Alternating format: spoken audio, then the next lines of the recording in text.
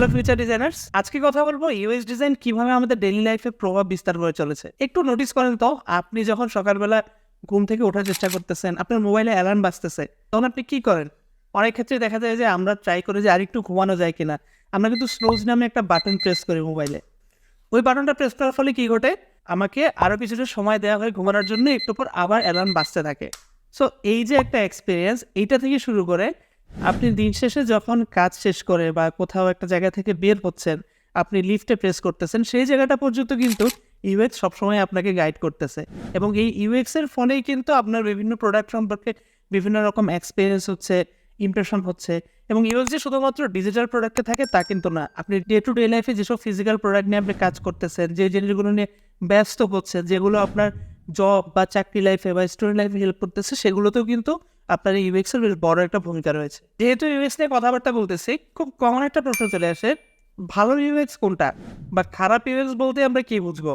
তো আমি যদি একদম সিম্পলিফাই করি, সেটা হচ্ছে যে আপনার যে ইউএক্সটা ইউজারকে স্যাটিসফ্যাকশন দিচ্ছে, ইউজার তার নির্ধারিত গোল কমপ্লিট করতে পারতেছে, ইউজার সেই গোলটা কমপ্লিট করার পর সেই কোম্পানির প্রতি বা সেই প্রোডাক্টের প্রতি তার একটা স্যাটিসফ্যাকশন কাজ করতেছে, সেটাকে আপনি এক কথায় ভালো ইউএক্স বলতে পারেন।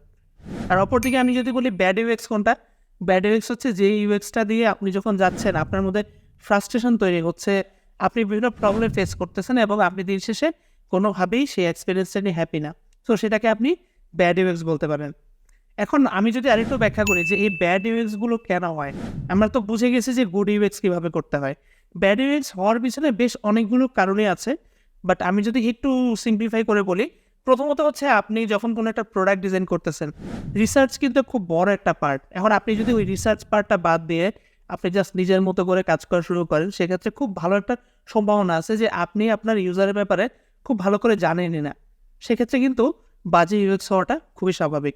আবার যদি আমি চিন্তা করি যে আপনি একটা প্রোডাক্টে কাজ করতেছেন, আপনার ওয়েল কমিউনিকেশন নাই আপনার অন্যান্য টিমের সাথে, আপনি প্রোডাক্টের বিজনেস নিতেও বসতেছেন না, সেক্ষেত্রেও কিন্তু ব্যাড ইউএক্স হওয়ার বেশ বড় একটা চান্স থেকে যায়। এরপর আপনার হচ্ছে মার্কেট অ্যানালাইসিস করা, ইউজারের নিড কোনটা সেই জিনিসটা বোঝা, এরকম অনেকগুলো ব্যাপার থাকে যে ব্যাপারগুলোতে আপনাকে হচ্ছে সময় দিতে হবে, ইউজারের এন্ড থেকে প্রবলেমটাকে বুঝতে হবে, প্রবলেমটাকে বুঝে সে অনুযায়ী অ্যাক্ট করতে হবে। আপনি কাদের জন্য প্রোডাক্টটা বানাচ্ছেন, এই প্রোডাক্টের পারপাসটা কী, এই প্রোডাক্টের আপনি যে ফ্লোটা করতেছেন সেই ফ্লোটা সিম্পল কিনা।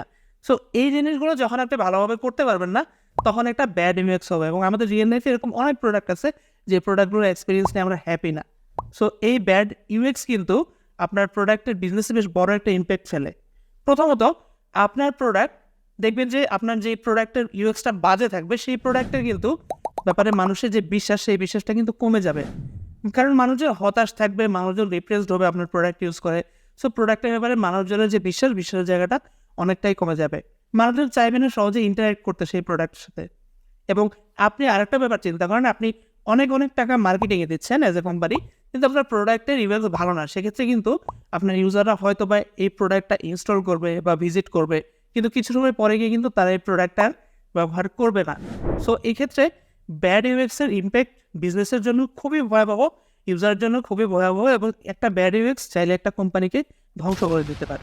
এখন যদি আসি ইউজার কি, ইউজার আসলে যারা আপনার প্রোডাক্টটা ব্যবহার করতেছে তারাই মূলত ইউজার, এবং এই ইউজার কিন্তু প্রোডাক্ট টু প্রোডাক্ট ভ্যারি করে।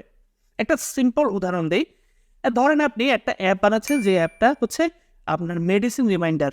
ঠিক আছে, মেডিসিন রিমাইন্ডার বলতে হচ্ছে আপনি কখন ওষুধ খাবেন সেটা আপনাকে জানাই দেবে।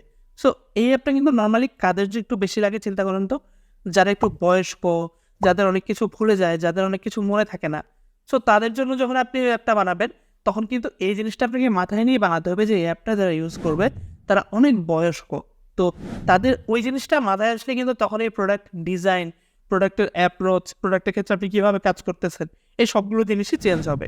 ইউজার গোল হচ্ছে ইউজাররা একটা প্রোডাক্টের মধ্যে যে টাস্কগুলো কমপ্লিট করতে চায়, সেটাই হচ্ছে ইউজার গোল।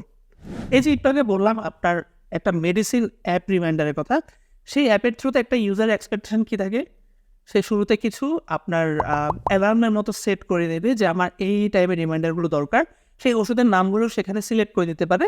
তখন ঠিক ওই টাইমে যে অ্যামাউন্টের ওষুধ সে সিলেক্ট করবে, এটা সহ তাকে একটা রিমাইন্ডার দেওয়া হবে। সো এই যে একটা ইউজার গোল, এখানে ইউজারের গোলটা ছিল যে সে চায় যে এই প্রোডাক্টটা থেকে সেই এক্সপিরিয়েন্সটা গেইন করতে, সেই সাকসেসফুল টাস্ক কমপ্লিশনটা করতে, যেটার থ্রুতে সে এই রিমাইন্ডারটা পাবে। সো এরকম প্রত্যেকটা প্রোডাক্টের ইউজারগুলো আলাদা। এখন আপনি যদি চিন্তা করেন স্পটিফাইয়ের ইউজারগুলো কি, স্পটিফাইয়ের ইউজারগুলো হচ্ছে স্পটিফাইয়ের থ্রুতে মানুষ গান শুনতে পারবে, এটাকে হচ্ছে অফলাইনে সেভ করে রাখতে পারবে, লিরিক দেখতে পারবে। আবার আমি যদি বলি ফেসবুকের ইউজারগুলো কি, ফেসবুকে হচ্ছে মানুষজন এঙ্গেজ হতে পারবে, কমিউনিটি বিল্ড করতে পারবে। সো প্রোডাক্ট টু প্রোডাক্ট ইউজারগুলো অনেক ভ্যারি করে, অনেক বেশি হয়। অনেকের ক্ষেত্রে আপনার সেকেন্ডারি ইউজারগুলো থাকে, যেমন ফেসবুকের ক্ষেত্রে আপনি ফেসবুকে অনেক কিছু করতে পারবেন, রাইট? লিঙ্কডিনে আপনি যদি যাই, লিঙ্কডিনে আপনি অনেক কিছু করতে পারবেন। সো এই ক্ষেত্রে ইউজারগুলো অনেক বেশি। আবার স্পেসিফিক ইউজারগুলো প্রোডাক্ট, যেমন ধরেন আপনি উবারে যাচ্ছেন, উবার কিন্তু শুধুমাত্র আপনাকে রাইড শেয়ারিংটাই দিচ্ছে। সো প্রোডাক্ট টু প্রোডাক্ট এই ইউজারগুলোটা কিন্তু অনেক ভ্যারি করে।